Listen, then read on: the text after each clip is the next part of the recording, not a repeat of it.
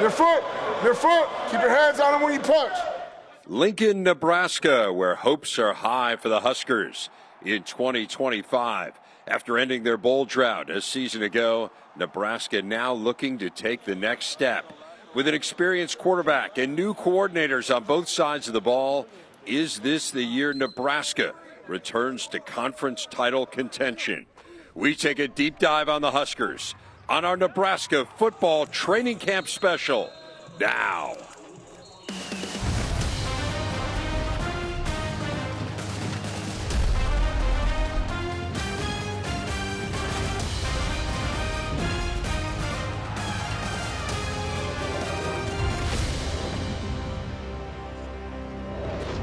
August is upon us in Nebraska, a month that will mark the beginning of classes here in Lincoln, and perhaps more importantly, the beginning of football season as well in the state of Nebraska. As we welcome you in, it is year 19 of our coverage here on the Big Ten Network. Dave Revsine, Howard Griffith, and Jake Butt. And what better place to start than here at Nebraska? So much excitement after last year, breaking the bowl drought, and now a lot of momentum heading into this year. Yeah, I'm really looking forward to seeing what this team looks like offensively and just how this kind of steps that they've made in the past game and some of the guys that they've brought in. I think it'll be good to see what they can do offensively because they've struggled in that area of taking care of the football. Although they were better last year, that's an area they have to continue to improve.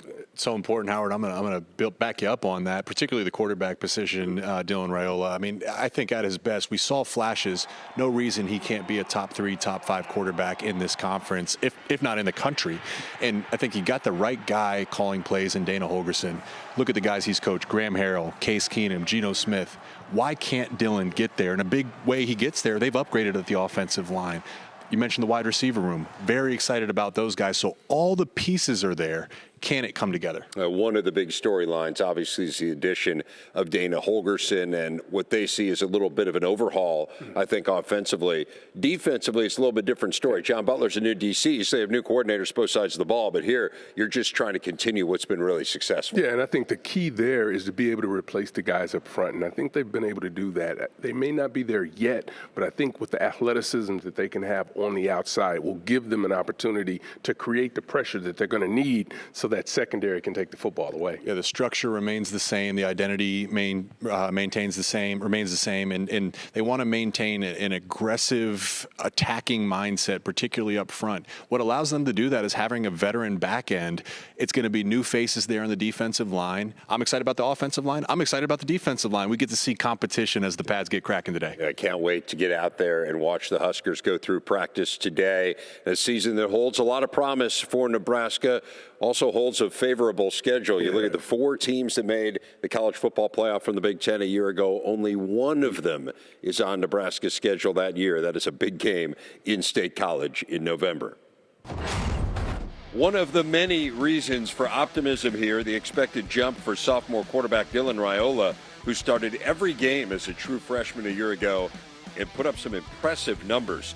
True freshman starters few and far between, but this century, only Christian Hackenberg has thrown for more yards in year 1 in the Big Ten than Raiola did. He finished 10th in the Big Ten in pass efficiency. The Husker QB and running back Emmett Johnson with Howard and Jake.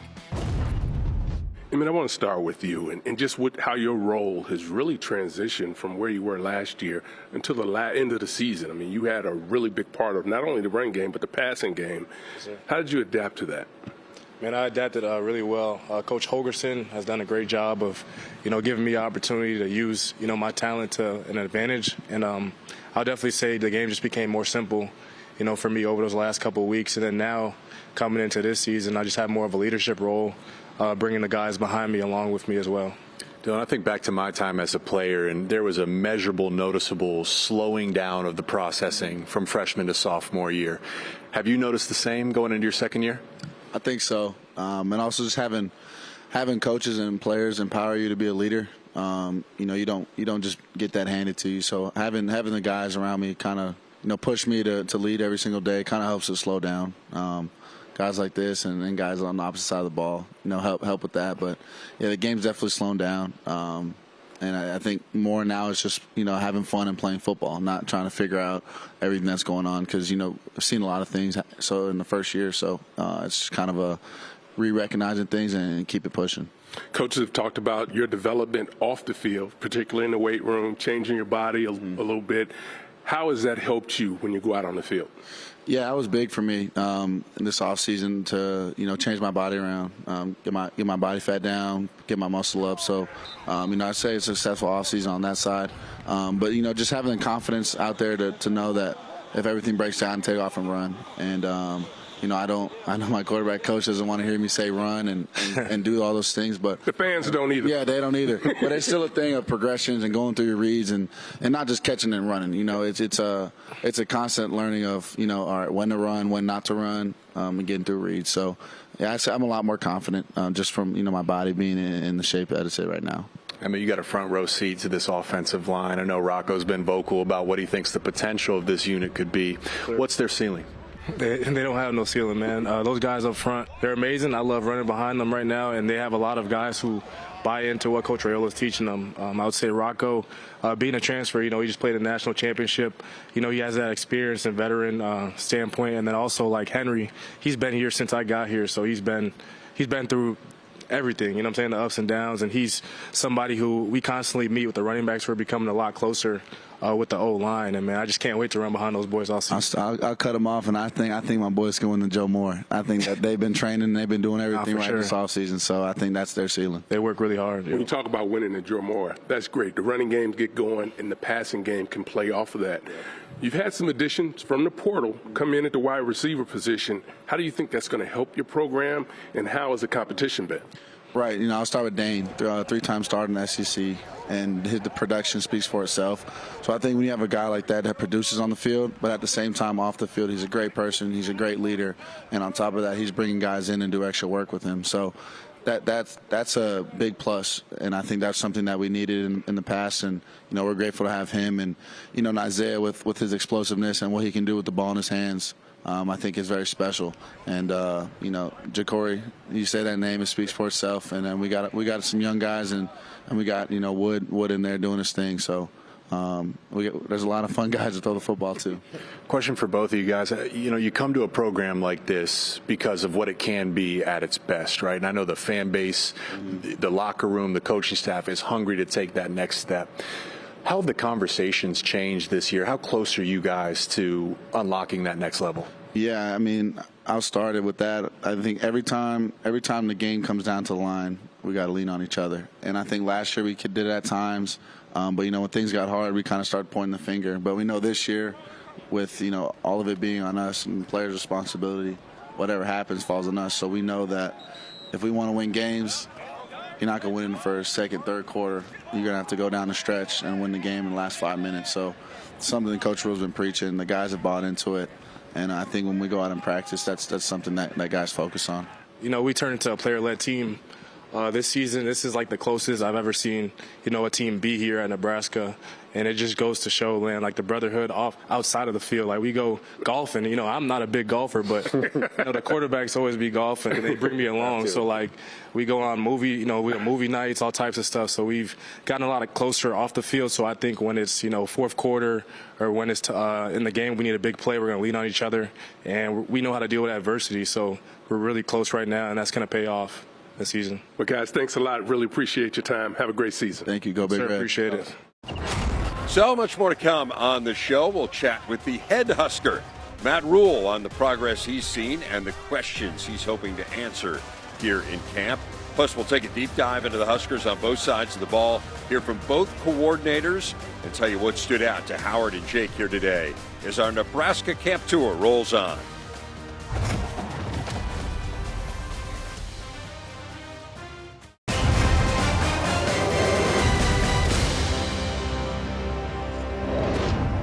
John Butler taking over as defensive coordinator for the Huskers after Tony White left for Florida State in the offseason.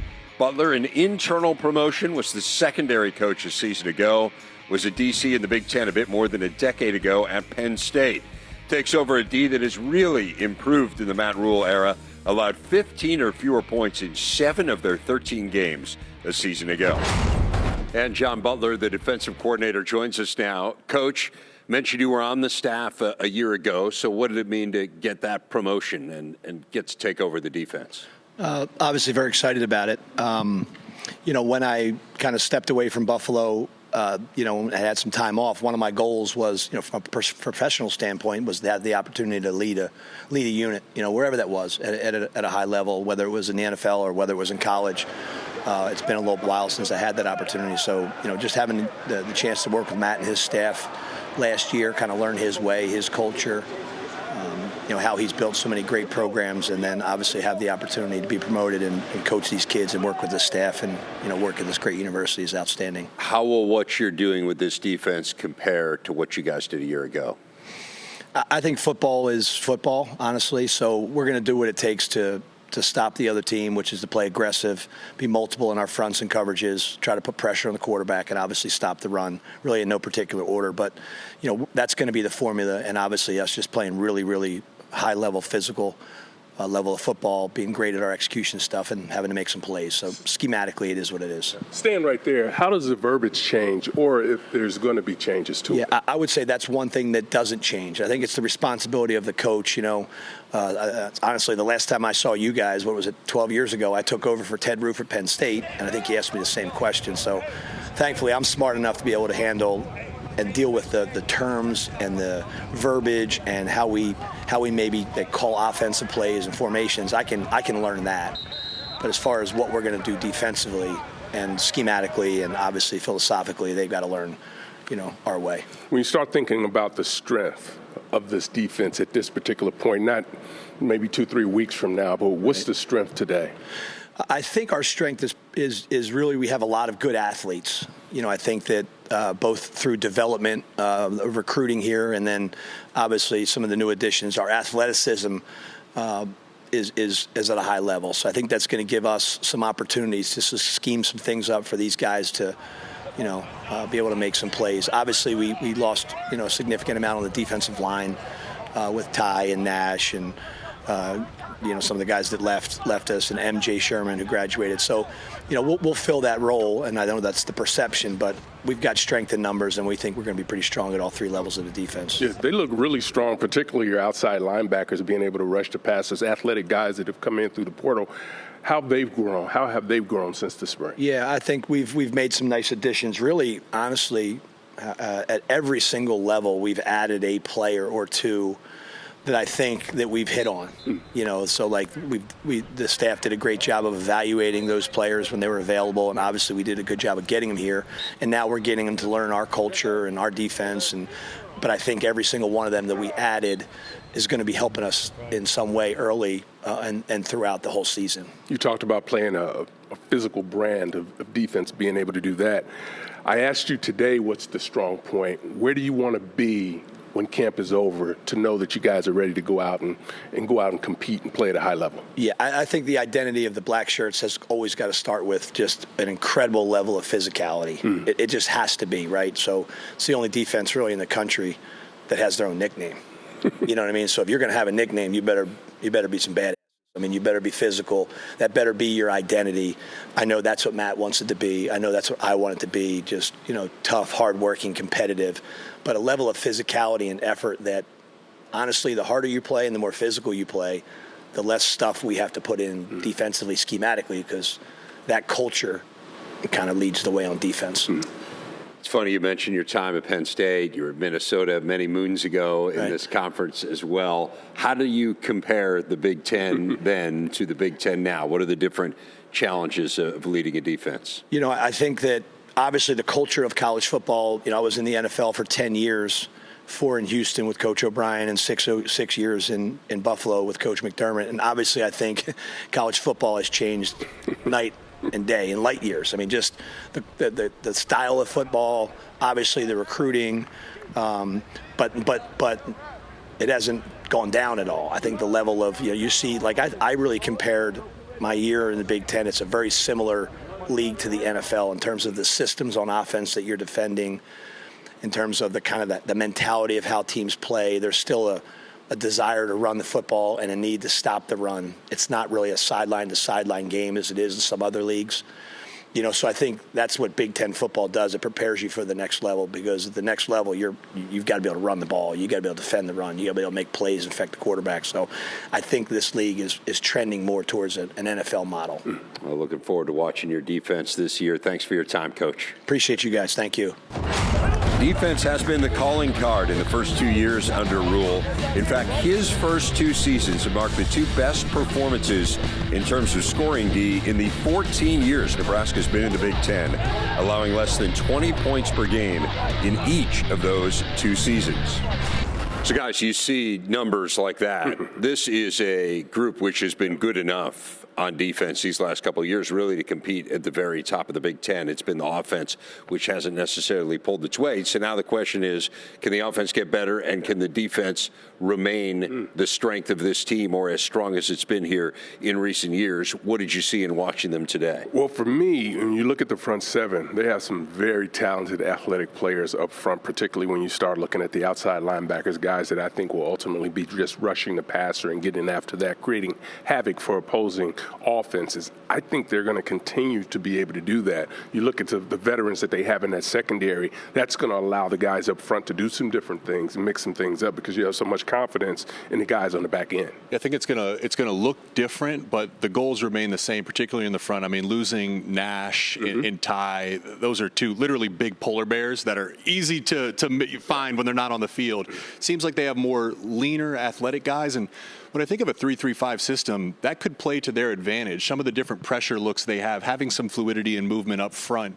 But the back end of this defense is really the foundation. And coming off a season where they forced 11 interceptions, we know turnovers are a big part of this team's goals. Listening to those guys communicate and pass off routes, I'd expect them to want to raise the floor from what they played in the secondary last year. It wasn't the most efficient pass defense in the Big Ten last year, but as you mentioned, Jake, they came up with a lot of big plays. What does it mean to have all the experience? I mean, all of the returning starters on this team are on that back end. Well, that's what it's about, right? That allows you to do some different things up front, and that's why I mentioned you talk about having some younger guys or some guys that have come in through the portal as they continue to develop and really find their roles in this defense.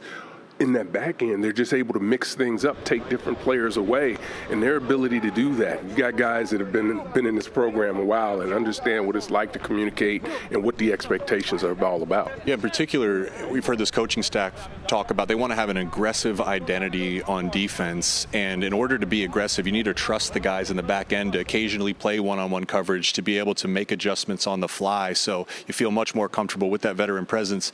But this is fall camp, and it's circular. You're going against one another. So having a veteran secondary, that's only going to help Raiola and these wide receivers too, because it's iron sharpens iron. It's your receivers versus your secondary, and I saw some great competition today. To what extent do you believe there will be noticeable transition from John or to John Butler from Tony White? Kind of the notion of will this look different, or do you believe this is kind of a continuation of the same defense? I was curious because John, before last year, he didn't come from a 3-3-5 background. That was kind of his introduction. But listening to him talk to you guys, he said it's on the coach. You'd rather have one coach learn the terminology than have the entire defense, and I think that speaks to his leadership. It looks like the same defense. I think the transition would just become from a personnel standpoint, putting in different body types in the front, replacing Nash and Ty. And ultimately, that takes time to be able to transition the roster. You have to be, as a coach, take the roster and the players that you have right now and put them in the best position, and that's what he's doing. You mentioned learning their lingo, learning their defense really is going to help him. And you put twist on it, you can do that. Sure. But for the base, it's going to be what we saw last year. Been really good. A great tradition to uphold, obviously, with the Black Shirts moniker here. In the last 2 years, they've been top 7 in the Big Ten in scoring defense, which was even more of an accomplishment last year than it was the year before. Up next, I will chat with Huskers coach Matt Rhule, how Nebraska can build on the progress of a season ago, plus thoughts on what he is focused on early on in camp. Stick around.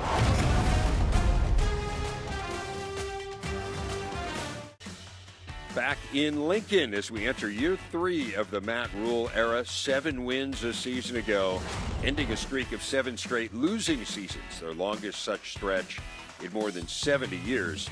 this Rhule's third college head coaching job, and Huskers fans are hoping this trend will hold, as Rhule has seen his team's win total increase by 4 in both of his year 3s at Temple and at Baylor. Double-digit win totals at both spots. Huskers haven't won 10 or more in this season since 2012. And head coach Matt Rhule joins me now. Coach, to what extent did ending the bowl drought and finishing with a winning record last year give you momentum heading into this season? Well, I think in a couple ways. I think, number one, for the guys that have been working really hard, what we ask the guys to do is hard. And when you don't see a ton of tangible proof that it's working, and that can be difficult, it can mess with your head a little bit. I think to have some proof of concept, beating Wisconsin for the first time in 10 or 12 years, to go out to the bowl game, make it to a bowl game, win the bowl game, to even have them come back at the end and us then go back and win a close game, which has been something that obviously people have talked a lot about. I think that, told our guys, like, hey, we're not where we want to be, but the work you're putting in is paying off. It's slow, but it's gradual, but it's there. And so I think it gave us great momentum, into recruiting and into the spring, and, we're a completely different team now. I mentioned the 4-win improvement that you had year 3 at Temple and Baylor. I'll do the math for you. That would be 11 wins here at Nebraska this year. What needs to happen? Not necessarily to win 11, although I know you would happily do that, but what needs to happen to take kind of that step 3 jump? I think that, I think in all those seasons, like at Temple and at Baylor, really, if you go back to the Baylor year, we won 2 games in overtime. We won 2 games on last-second field goals.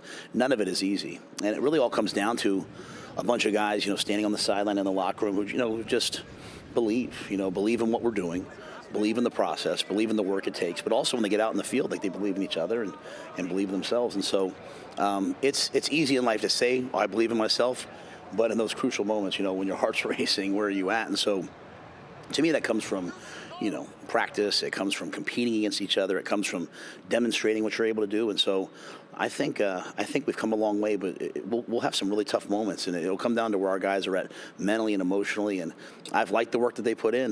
They're definitely on track to do something special. You mentioned how much what you do now ends up contributing to what you do in those biggest moments. So early on in camp here, what are your priorities to kind of set that foundation to get you where you need to be? Yeah, so we're in the acclimation week. It's 6 straight practices, which I'm not typically someone who practices 6 straight in a row. But that's kind of the way it's set up. And so, this week we want to make sure that we're setting sort of our standard for effort. Making sure guys understand how hard we want to play, how physical, how fast. Making sure guys know what they're doing. You can have a really talented player, but if he doesn't know, and he might know a little bit, but like truly know everything about his job, it's hard for him to play fast. We're trying to set the standard for how we want to do things, and not have it be me doing it. Like that, you talk about year 3. At year 3, I should be the quietest guy in the field. I should, you heard me a couple times yelling situational things, which is great, but I shouldn't be demanding a standard of effort. That should come from the players, and I feel like we're there. And then finally, for us, situational football. We're in 2 minute in the first week. We're in all the third down areas, all the red zone areas the first week. The Big Ten comes down to winning key moments in games, winning the winning moments, and so we want to introduce those to our guys right away. I want to talk to you about your 2 new coordinators. Let's start, I guess technically 3 if you count special teams, right? But let's start on the offensive side of the ball with Dana Holgorsen. It was an unusual situation, to say the least, with you bringing him in as a consultant late last year and then turning over the play calling duties ultimately to him. What do you envision this offense looking like ideally? Well, it's Dana's offense, and it's our offense. But the greatest credit I can give to him is he didn't come in and change everything. He's not an air raid guy. He's not a power football guy. He's a football guy. Like, he looks at our players. He looks at our scheme. They work together with the staff. And they kind of said, hey, this is what we do really well. We had a freshman quarterback. He didn't want to change the verbiage. So, we're really still doing the basis of what we did previously. We're just trying to take it to a whole other level. Trying to keep it not simple, not simplistic, but simple. I mean, we are out there, we're making, we're redeclaring points, we're coming up with 2 plays, checking plays. I mean, Dylan's doing high, and all of our quarterbacks are doing high-level things. So it's a pro-style offense, but Dana wants to be explosive. He wants to get the ball in playmakers' hands. But the biggest thing that I've learned from him is he consistently just talks about making routine plays. You think Daniel Holgorsen scoring 70 points a game, hey, big play, big. He talks about making routine plays. And so for a guy like me that kind of grew up on defense, that's what you always think about. He's doing the same thing offensively, and I love it. I think it's going to be just a tremendous marriage between I, and all the players. Well, let's talk about the defensive side. You promoted internally with John Butler. What made that the right move? Well, the great thing was I had John, with us for a year, and so I had a chance to just see. I mean, really, he coaches football like a basketball coach. Like, he's up and down the sideline, he's yelling, he's screaming. At first, it threw me for a little bit. I was like, why are you constantly yelling? And then when I remembered, I think he was all Catholic League in Philly basketball player. So he's like, Danny Hurley out there. He's like, you do that, but it's an energy that the players feed off of. And he's always, because he's been in the NFL, he's always trying to adjust, always trying to take players away. He's tremendous fundamentally. But it's one of the first times in my career that I've had player after player after player come in and say, please make him the coordinator because we believe in him. And so great feel for the game, and then great staff. And I was able to bring back Phil Snow, who was my defensive coordinator, at Temple, at Baylor, in Carolina. We had great defenses everywhere we were. And so he's able to, bring sort of that veteran presence, not just to defense, but to the whole staff. And I think John will be a great coordinator for us. Final question for you. What are the biggest things you need to accomplish between now and the opener? If you had a checklist of what you need to get done, what would be at the top of it? Oh, I have a checklist. And there's a lot It's not a hypothetical, is what you're saying, yes. There's a lot of things on that checklist. And I think the biggest thing is, sometimes you come to camp and you're like, hey, I want to stay healthy. We want to get good. And, our games early in the year, they come down to missed tackles. They come down to special teams. So we want to consistently work on our tackling. We want to consistently work on the situations that win games. Special teams is a big point of emphasis, obviously, for us, because when it's been good to us, we've won, and when it hasn't, we've lost. There's going to be these huge moments, these huge games during the year. But to me, the reason why you come out here and grind day after day is not really for like the big games that everyone loves. It's, when you go on the road and you're playing in a stadium with maybe 40,000 people, or you come out and it's a really cold, windy day, or you're just not playing that great. Like the point of camp is to build the competitive stamina and the ability to handle adversity, or sometimes even when you're not necessarily on emotionally. What's the standard of play that you have? And so we want to be a killer instinct team that plays the same way every day. We have not been for a long time. And so really, if I had to pick one thing, it's just a consistent, methodical approach to the game of football. Matt Rhule, thanks a lot, Coach. Really appreciate it. Thank you. Rhule and company with a favorable schedule, particularly early. They open in Kansas City against Cincinnati. First two conference games are in Lincoln. They don't play a true road game until they go to Maryland on October 11th. That is game number 6.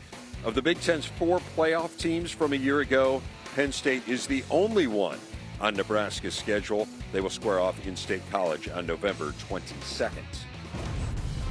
Tons more to come here from Lincoln. We will speak with offensive coordinator Dana Holgorsen about his vision for the Huskers' attack. Plus, we will visit with a couple of the stars of the Nebraska secondary. That's all ahead as the Huskers camp tour continues on the Big Ten Network. Raiola trying to work some magic, looping it towards the end zone. It's caught. Touchdown. Hello. How do you do? No true freshman in the country threw for more yards than Dylan Raiola last year. Part of a massive improvement in the pass game. Yardage up nearly 100 yards per game as compared to 2023. Completion percentage skyrocketed. A much more pass-heavy offense as the Huskers threw it more than 52% of the time. Also saw a sharp drop in turnovers. Now they turn the offense over full-time to Dana Holgorsen, long considered one of college football's top play callers. And Dana Holgorsen joins us now. Coach, 13 years as a head coach and now back to being a coordinator. I saw a quote where you said you are back to doing what you love. What makes this role so enjoyable for you? Well, there's a lot of things I loved about being a head coach, too. But the one thing, the landscape of college football, as we all know and follow, is, head coaches are CEO types most of the time, and kind of remove themselves from the not just totally the X's and O's part, but the everyday X's and O's, and that's what I've always loved to do. There's the play calling aspect of it, which I gave up for my last couple of years, and probably regretted that a little bit. But, back to, just being with them every day, studying offense, studying defense, and calling the plays. I just feel like I'm more engaged with the game when you have an opportunity to be able to call the plays. It was an unusual situation last year. You were brought in kind of in the latter third of the year as a consultant and then got the play calling duties. I mean, something like that doesn't happen if everything is going smoothly.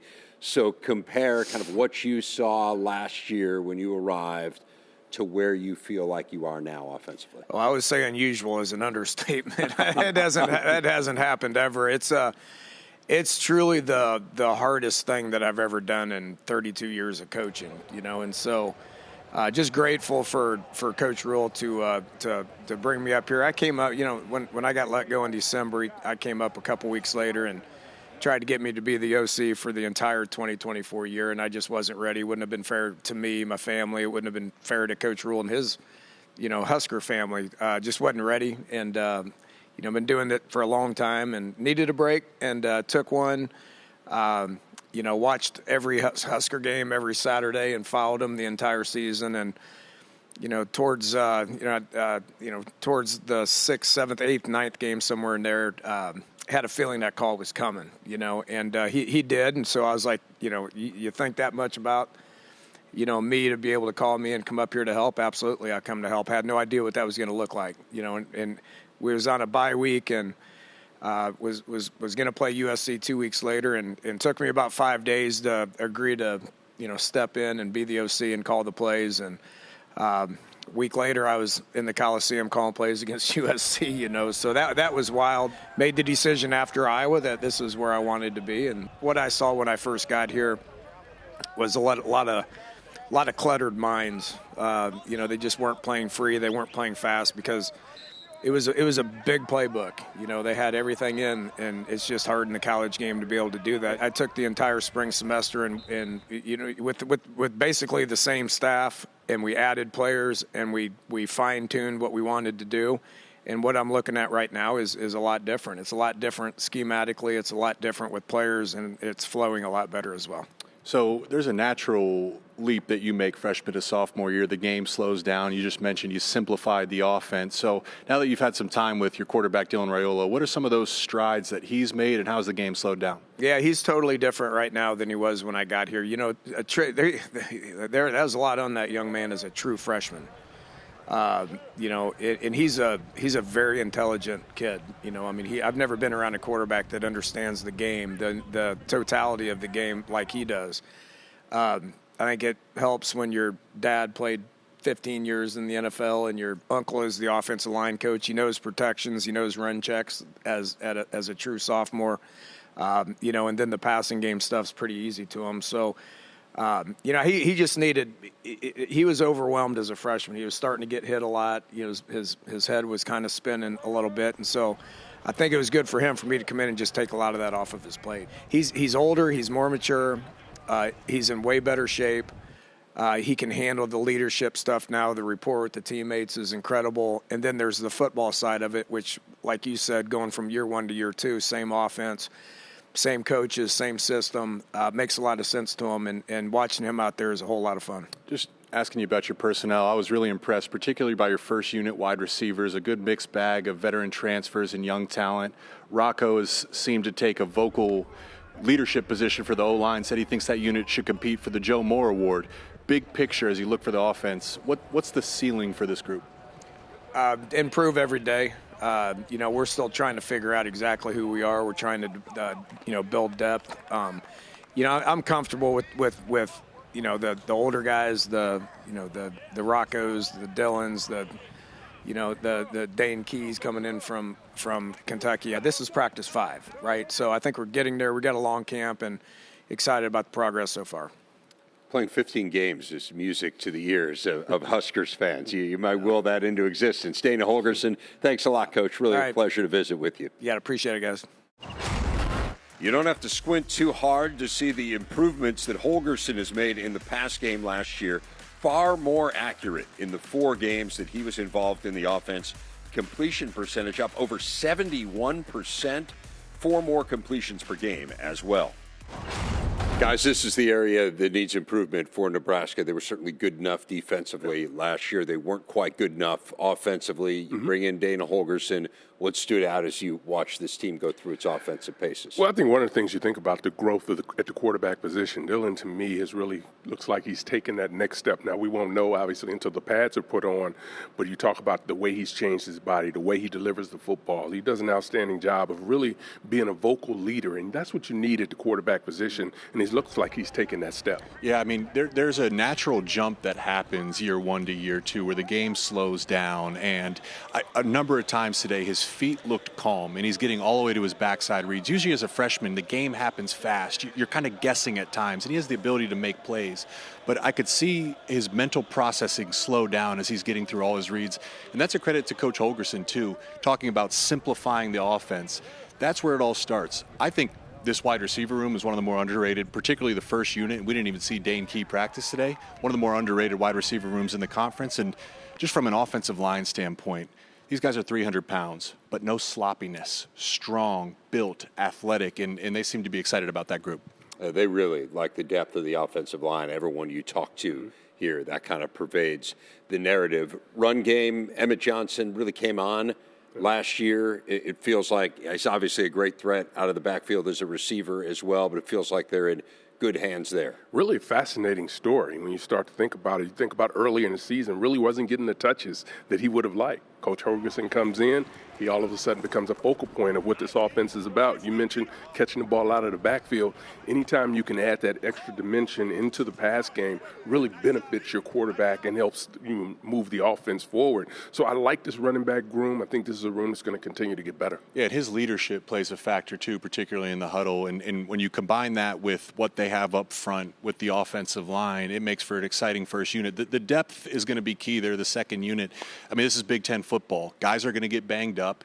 Emmett's going to get a number of carries. They're going to need someone, whether it's the second or third guy, to step up and share some of that load. It remains to be seen who that is. That was not obvious in terms of watching practice today. I know you want to talk about the tight ends. You know he spent does. a lot of time over there. There's been some buzz about this group. They feel really good about them. Luke Lindenmeyer had a couple nice catches today. What do you think? They got a good mixed bag, and Lindenmeyer is the guy that can do a little bit of everything. I see him as a traditional Y tight end that can catch the ball. Harburg wouldn't be the first guy to transition from quarterback to tight end to make plays, but the one I'm really excited about is the sophomore Carter Nelson. He moves differently. Last year as a freshman coming from 8-man football, you wondered how he would transition, so they put him at wide receiver. He looks like a tight end, though. He changed his body, and I think these next few weeks are critical for him to get repetitions because he could be a really important piece of this offense. Well, you mentioned earlier just about the body types that they have when you were talking about the offensive line. You look at this team across the board on the offensive side, they have really gained that length and really lean and have worked hard. You can tell the offseason has been very good to them. Fascinated to see how this offense comes together. There are such high expectations with Dana Holgorsen taking over, and this is the area where Nebraska has been deficient, and Matt Rhule talked about it. And we saw progress last year. They were certainly better in the pass game a season ago. The turnovers, which were appalling 2 years ago, were better last season, but still, Matt Rhule mentioning to us they haven't had a positive turnover margin since 2016. It's going to be all those little things that are going to separate this offense. Is it good? Is it great? I'm glad you said that. That is the number one thing here, because when you talk about Nebraska, it's winning in November. It's these one-score games, and you might think, hey, it's one sweeping thing that's going to make the difference, but it really isn't. It's the seemingly insignificant details that happen every single day that make the difference. Watching practice today, the offensive line comes off individual. They take the field. Coach says, that's not good enough. We need you to run on the field, send them back. The third unit, they're doing the 2-minute drill. You're supposed to run the ball into the official. I remember that from my playing days. The third unit throws it. That could be the difference of 15 to 20 seconds on the play clock. They're coaching situational details. That's where the next step comes for this offense. So many games won and lost on the margins. And unfortunately, from Nebraska's point of view, they've lost a lot of those games on the margins in recent years. We'll see whether this is the year they start winning them. We'll turn our attention back to the defense next. Hear from Malcolm Harztog and Ceyair Wright. It's the Nebraska Camp Tour Special coming your way from Lincoln. Wake up and let's go. Get your brains going. Here we go. Put it in the pocket. The Nebraska secondary, long on experience this year. All 4 of the returning defensive starters are on the back end, including Malcolm Harztog and Ceyair Wright. We're with Jake and Howard. Guys, thanks for joining us. But I'm interested in what's the transition been like from last year to this year as far as signal calls and those types of things? Thank you guys for having us, for one. And yeah, I mean, we have a new DC now. Coach Butler's transitioned from the secondary coach role to the defense coordinator role. I think we've definitely been utilizing the like earpiece thing that the linebackers have, or safeties, whoever it may be. So I think it's been good for us because, kind of a lot of the play calling is happening on the field, and it's allowing us to communicate a little bit more. So that's been cool. The experience of this defense really is in the back end, and you guys 11 takeaways last year. Really, what's the next level? What's the conversation like in your defensive back room of what the next level could be for your pass defense? I'll say, we all old back there. We've been playing football for a minute now, so it's like we know what we want. We know what we can do, playing together for a long time. Having him come, experienced guy too. So we all have that same, motivation and, drive to, just get extra turnovers and stuff like that. So we just going to build off from last year what we had and just keep going. Yeah, it's really good for us, being that we were all basically playing last year. Most of us, we have new players now and still younger players that are more experienced now. And just being able to build upon that, like Malcolm said, but getting the opportunity to continue to mesh with each other, because it's like it's not like everybody graduated. It's like we have to start from ground zero. It's like we're starting from Boston College, you know what I'm saying? I think that makes it a lot easier for us just with our chemistry and just how we operate together as a unit. How important are the guys up front for you, and how have they been developing?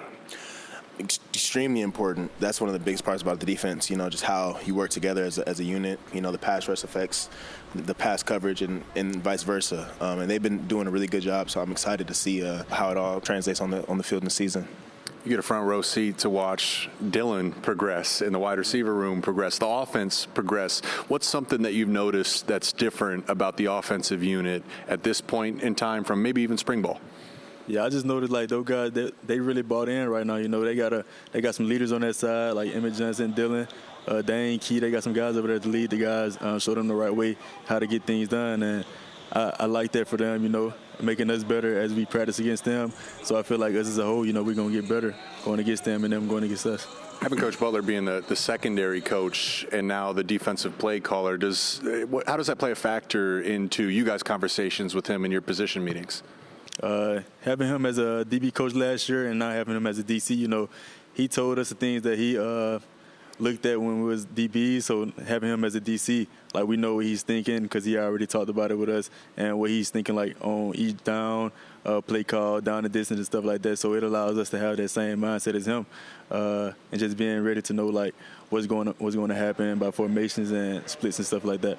I think it also instills a greater level of confidence for us, just the fact that we know that he has so much experience with high-level secondaries, and it allows us to buy into more of what he's doing just because we know how experienced he is. We've played with him just being in the role of the secondary coach for a year, and now he's taken over the whole defense, but his mind is geared to be able to make plays for the secondary, so I think that makes us very confident. Well, thanks so much for your time. I love your voice, man. It's unbelievable. Sir, appreciate it. Appreciate it. Should be on the radio. The dramatic conclusion of our show next. Final thoughts from Lincoln as we wrap up stop number 1 of our preseason tour.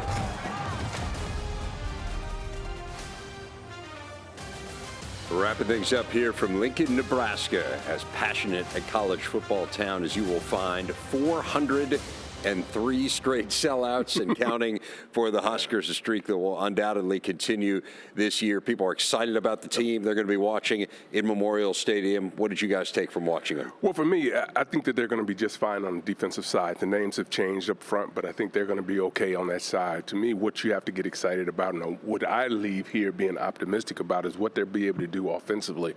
Dylan has taken that next step. It really looks like that to me just with the eye test. To be anxious to see once they get get into game situations, but his maturity, changing the body, and then some of the weapons that he's going to have outside, I really like what this team can do. You mentioned 403 straight sellouts. This fan base is extremely passionate about their program, and I start to put the pieces of the puzzle together. You mentioned the veteran secondary here. New faces up front, but capable bodies.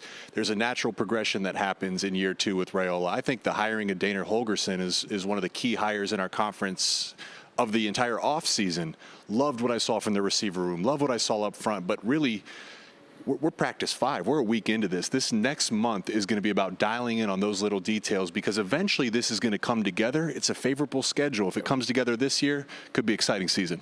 And again, you think about all those little things and the close games. I mean, 1-5 in the one-score games last year, continuing a trend that we've seen here for many years. They have the second longest losing streak in the power conferences against ranked teams. Can you win the close games? Can you get a breakthrough victory? Those are the things that can make a special season. Yeah, one of the things we heard Coach Rhule talk about was being able to get to those situational situations so that they can take care of the football, so they can salt the game away, whether it's with the run. There are a lot of little things that they have to be able to do, and I think this is a team, at least they're emphasizing that, so it looks like it's going to be very important. He also mentioned this team follows the quarterback, and that's completely true. When you get in the huddle in these close games, there's 10 guys looking at Dylan, and it was clear that the steps he's taken physically, mentally, he's changed his body. This team's going to go where he goes. And if that's the case, there's a lot of reasons to be excited. A lot of reasons to be excited. Fascinated to see how it plays out on the field, but a lot of pieces in place here in Lincoln. We are headed to Minneapolis next. Excitement around P.J. Fleck and the Gophers coming off another bowl win a season ago. We will see you there on Saturday. Thank you so much for watching here from Lincoln. Been a great day. Thanks as always for the great Husker hospitality. Keith Mann, Seamus McKnight, the entire SID staff here has been great. We will see you in Minneapolis on Saturday.